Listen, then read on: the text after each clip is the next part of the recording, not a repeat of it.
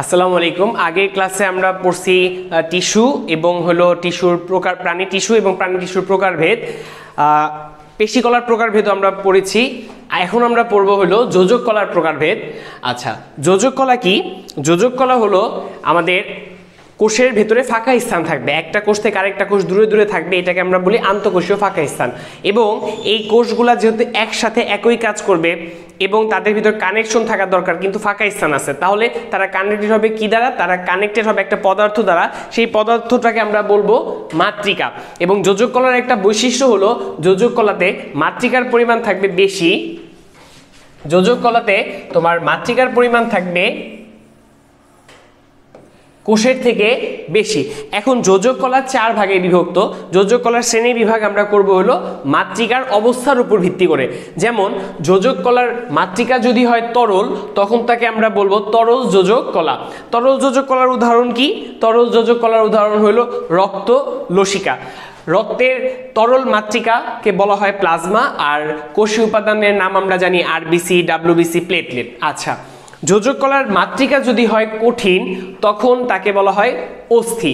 অস্থির মাতৃকাতে কি থাকে?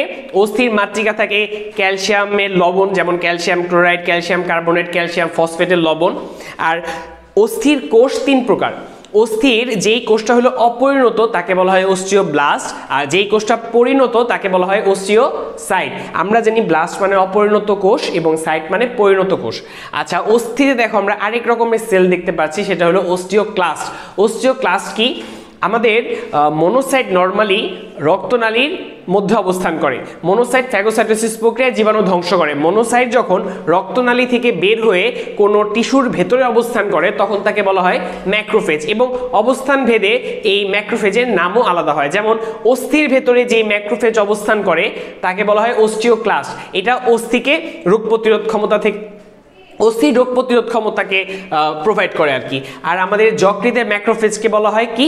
কাফফার সেল বা কুফার সেল। আচ্ছা, তো এখন দেখো অস্থির মাতৃকা তরল হলে তাকে আমরা বলি তরল যোজক কলা। উদাহরণ হলো রক্ত লসিকা। অস্থির আমাদের যোজক কলার মাতৃকা যদি হয় কঠিন, তখন তাকে বলা হয় অস্থি। এখন দেখো আমাদের যোজক কলার মাতৃকা যদি এমন অবস্থায় থাকে যেটা হলো তরল এবং কঠিনের মাঝামাঝি, মানে অর্ধ কঠিন, তখন সেই যোজক কলাকে বলা হয় তরুনাস্থি। এখন তরুনাস্থির মাতৃকাটা তাহলে কেমন? তরুনাস্থির মাতৃকাটা হলো কঠিন এবং তরলের মাঝামাঝি অর্ধ কঠিন। এই তরুনাস্থির মাতৃকাকে বলা হয় কন্ড্রিন এবং এর কোষকে বলা হয় কন্ড্রোব্লাস্ট, কন্ড্রোসাইট। ব্লাস্ট হলো অপরিণত কোষ এবং কন্ড্রোসাইট হলো পরিণত কোষ।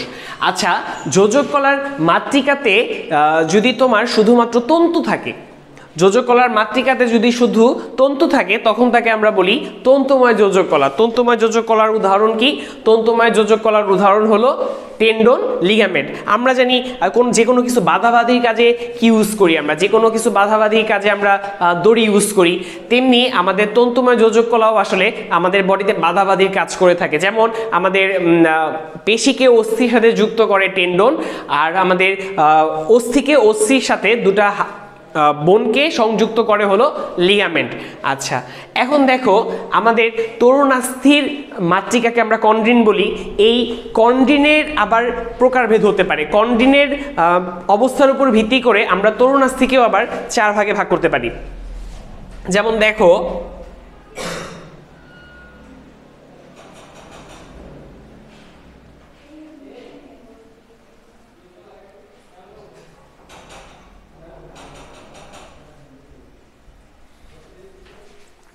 আচ্ছা, দেখো তরুণাস্থির মাতৃকাকে আমরা কি বলি? কন্ড্রিন বলি। তরুণাস্থির মাতৃকাতে শুধু যদি কন্ড্রিন থাকে, অন্য কোনো কিছু না থাকে, তখন তাকে আমরা বলি স্বচ্ছ বা হায়ালিন তরুণাস্থি। তরুণাস্থির মাতৃকা থেকে আমরা কন্ড্রিন বলি। এই কন্ড্রিনে যদি সাদা রঙের তন্তু থাকে, তখন তাকে আমরা বলি শ্বেত তন্তুময় তরুণাস্থি। এই শ্বেত তন্তুময় তরুণাস্থি আমরা কোথায় পাবো? এই শ্বেত তন্তুময় তরুণাস্থি পাবো আমরা আমাদের দুটি কশেরুকার মধ্যবর্তী স্থানে। আচ্ছা, আমাদের তরুণাস্থির মাতৃকা কন্ড্রিনে যদি হলুদ রঙের তন্তু থাকে বা পীততন্তু থাকে, তখন তাকে আমরা কি বলবো? পিতময় তরুণাস্থি। এখন পিতময় তরুণাস্থির কিছু বৈশিষ্ট্য আছে। দেখো, পিতময় তরুণাস্থি, পিততন্তু হলো শাখা প্রশাখা যুক্ত এবং এরা অনেক বেশি স্থিতিস্থাপক, মানে এদের ইলাস্টিসিটি অনেক বেশি। আর শ্বেততন্তু হলো শাখা প্রশাখা বৃহীন। আচ্ছা, তাহলে পিততন্তু যেহেতু অনেক স্থিতিস্থাপক, এই জন্য এটার অপর নাম কি? ইলাস্টিন কার্টিলেজ বা পিততন্তুময় তরুণাস্থি।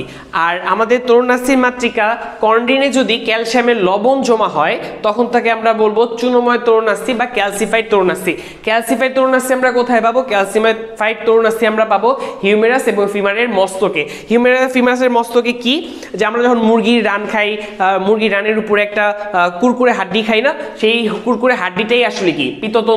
আমাদের ক্যালসিফাইড তরুণাস্থি। আর আমাদের পিততন্তুময় তরুণাস্থি বা ইলাস্টিন তরুণাস্থি আমাদের বডির কোন কোন জায়গায় পাবো? দেখো, ইলাস্টিন তরুণাস্থি লিখতে কি লাগে?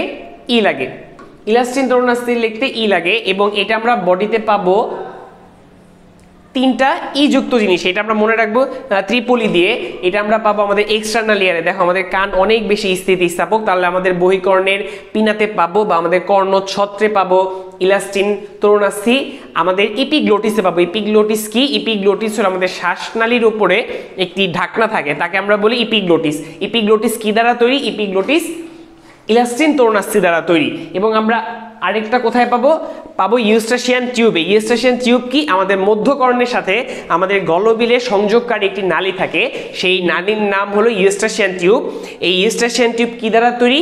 ইউস্টাশিয়ান টিউব আমাদের পিততন্তুময় তরুণাস্থি বা ইলাস্টিন তরুণাস্থি দ্বারা তৈরি। তো এখন আমরা যদি আরেকটু সামারি করি, সেটা হলো আমাদের যোজক কলাতে মাতৃকা বেশি থাকবে, কোষ কম থাকবে।